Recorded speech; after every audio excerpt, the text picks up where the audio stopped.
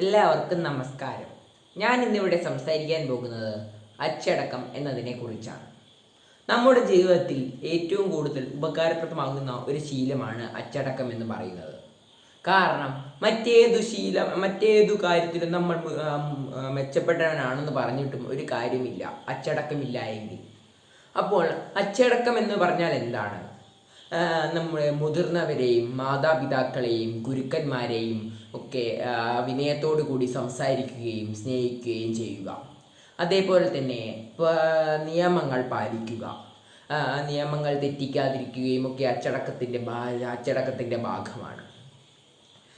അപ്പോൾ എനിക്ക് ഇത് നിയമത്തിൻ്റെ കാര്യം പറഞ്ഞപ്പോൾ എൻ്റെ മനസ്സിൽ ഓർമ്മ വന്ന ഒരു കാര്യമാണ്.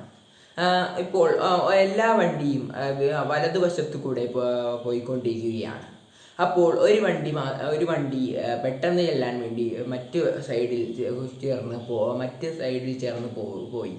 അങ്ങനെ അവിടുന്ന് വരുന്ന വണ്ടി വന്നപ്പോൾ അവിടെ വലിയൊരു ബ്ലോക്ക് ആവുകയാണ് ഉണ്ടായത്. ആ വണ്ടിക്കാരൻ ഒരിക്കലും പ്രതീക്ഷിച്ചില്ല ഇത്രയും ഒരു ബ്ലോക്കായി മാറുമെന്ന്. അപ്പോൾ അച്ചടക്കമില്ലായ്മ കാരണമാണ് അയാളുടെ സമയം മാത്രമല്ല പോയത്, ആ സിറ്റിയിലുള്ള എല്ലാവരുടെയും സമയം അത് കാരണം പോവുകയാണ് ചെയ്തത്.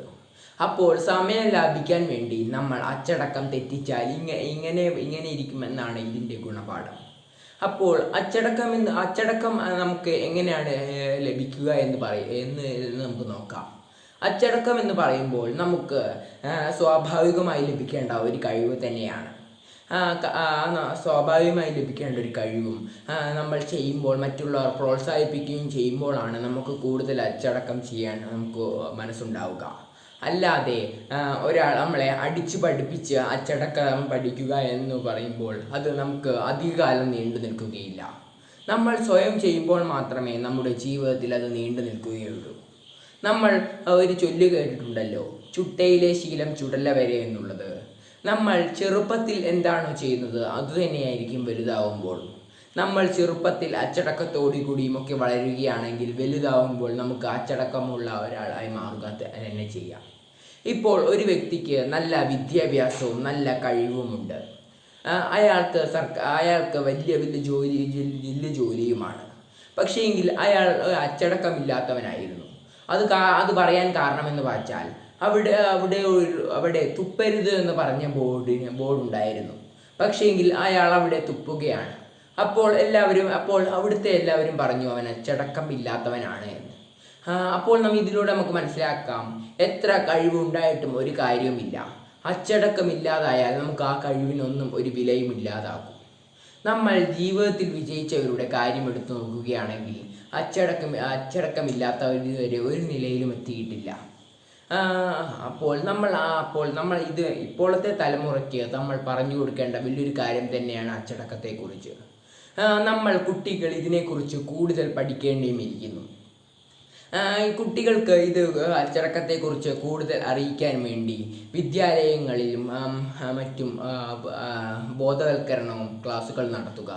അപ്പോൾ കുട്ടികൾക്ക് ഇതിനെക്കുറിച്ച് കൂടുതൽ അറിവ് ലഭിക്കുകയും കുട്ടികൾ അവരുടെ ജീവിതത്തിൽ പ്രവർത്തിക്കുകയും ചെയ്യും. അപ്പോൾ കുട്ടികൾ ചെയ്യേണ്ട പല അച്ചടക്കങ്ങളുമുണ്ട്.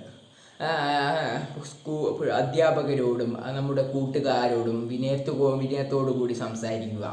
സ്കൂൾ പരിസരം വൃത്തിയായി സൂക്ഷിക്കുക.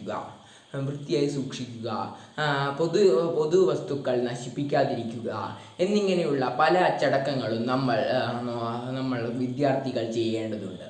അപ്പോൾ ആ അച്ചടക്കങ്ങളൊക്കെ ചെയ്തില്ല എങ്കിൽ നമുക്ക് അച്ചടക്കമില്ലാത്തവൻ എന്ന പേര് ലഭിക്കും. അപ്പോൾ നമ്മൾ ആ അച്ചടക്കമൊക്കെ മുമ്പോട്ട് കൊണ്ടുപോയാൽ മാത്രമേ നമ്മൾ മറ്റെന്തു ചെയ്തിട്ടും ഒരു കാര്യവും ഉണ്ടാവുകയുള്ളൂ. അപ്പോൾ ഇത്രയും പറഞ്ഞുകൊണ്ട് ഞാൻ എൻ്റെ പ്രസംഗം നിർത്തുന്നു. നന്ദി.